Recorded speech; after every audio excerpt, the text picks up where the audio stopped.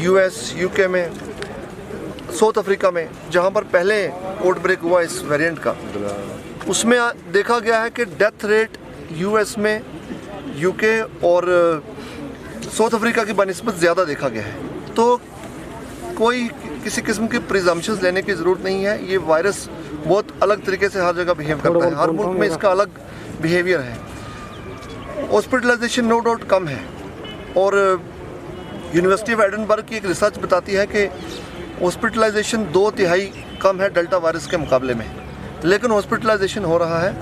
हम किसी गलतफहमी में ना रहें कि वायरस माइल्ड है या इससे ज़्यादा फ़र्क नहीं पड़ता। आप देखें, आप ही देखिए, क्या डेथ रेट ज़ीरो है?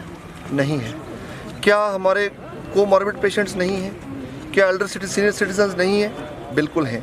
तो वल्नरेबल पॉपुलेशन वही है, और हर जान कीमती है। डेथ रेट ज़ीरो नहीं है, और हर जान को कीमती समझें।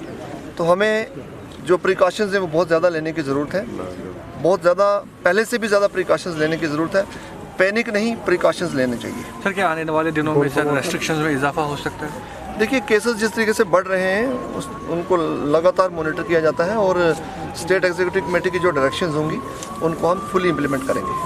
क्या सर, अगर लॉकडाउन होता है सर, क्या लॉकडाउन से कोई किसी तरह का फर्क? देखिए, लॉकडाउन लगाने का शौक किसी को नहीं है, ना हम चाहते हैं कि लॉकडाउन लगा के इकानमी सफ़र करे, लेकिन जब आखिरी हरबा यही बच जाता है कि जानों को बचाने के लिए, इंसानी कीमती जानों को बचाने के लिए हमें सिर्फ लॉकडाउन की ज़रूरत पड़ती है, तो तभी वो स्टेप उठाया जाता है। वो आखिरी कदम होता है। उससे पहले और भी बहुत सारे स्टेप्स हैं जो उठाए जाते हैं। सर, अगर हेल्थ एक्सपर्ट्स की बात करें, वो इस चीज़ से इत्तेफाक नहीं करते हैं कि रेस्ट्रिक्शन लगे, क्योंकि उनका कहना है कि अगर ओमिक्रॉन डेल्टा को रिप्लेस करेगा तो ये वायरस जो है ख़त्म हो सकता है, क्योंकि ओमिक्रॉन जो है वो माइल्ड है। देखिए, वायरस जिस तरीके से अभी तक अपना रंग बदल रहा है, अपने रूप बदल रहा है, उसके चलते किसी को भी कोई 100% श्योरिटी से मालूम नहीं है। क्या किसी को ये मालूम था कि ओमिक्रॉन वायरस एकदम से आ जाएगा और इसकी ट्रांसमिसिबिलिटी डेल्टा वायरस से 105% ज़्यादा है?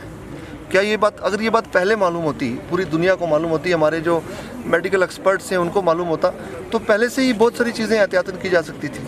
लेकिन दुनिया भर में अगर आप देखें, यूएस में जिस तरीके से आउटब्रेक हुआ, यूके में हुआ, साउथ अफ्रीका में हुआ, और अब हमारे देश में भी केसेस बढ़ रहे हैं, तो वायरस का बिहेवियर चेंज होता रहता है। कोई भी चीज़ सर्टेनिटी के साथ कहना बड़ा मुश्किल है। रिसर्च में कुछ लिमिटेड रेवलेशंस हैं जो आप सबको मालूम है। शुक्रिया।